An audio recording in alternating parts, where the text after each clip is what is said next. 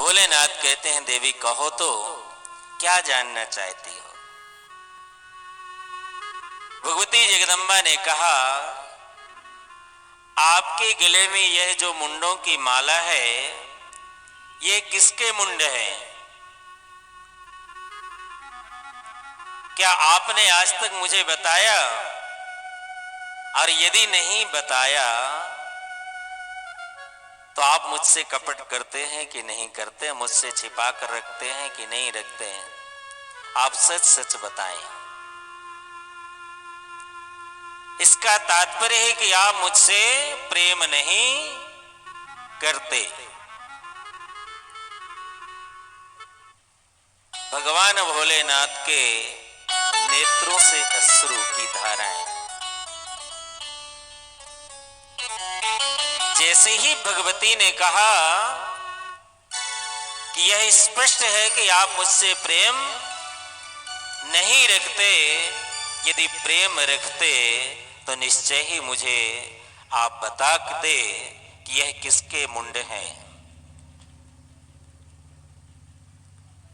भगवान भोलेनाथ के नेत्रों में अश्रु।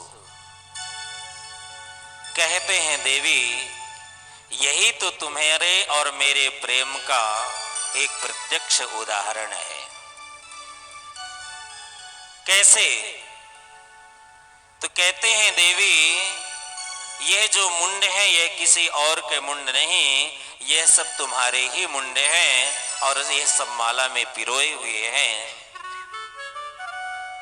यही तो प्रेम की सच्ची निशानी है कि देखो आज तक मैं तुम्हारे मुंडों को धारण करके रखा हूं अपने गले में।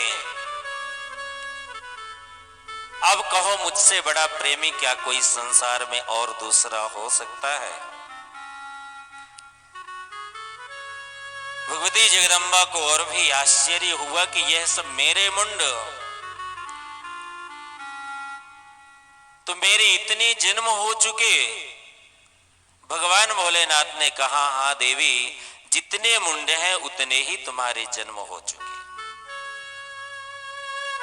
और आपके?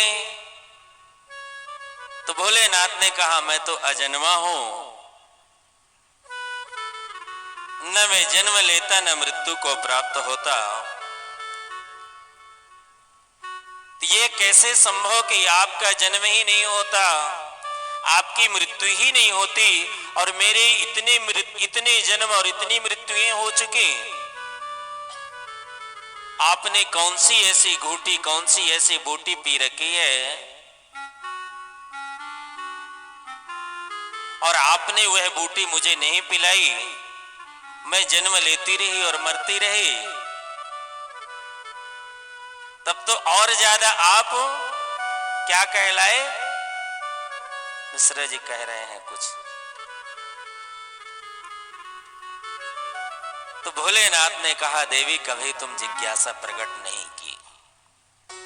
यदि जिज्ञासा प्रकट की होती तो अवश्य ही वह बूटी मैं तुम्हें पिलाता जिस बूटी को मैंने पी रखा है। वह कौन सी बूटी है? भोलेनाथ कहते हैं, मैंने अमर कथा का पान कर रखा है, इसलिए मेरी मृत्यु नहीं होती, मेरा जन्म नहीं होता।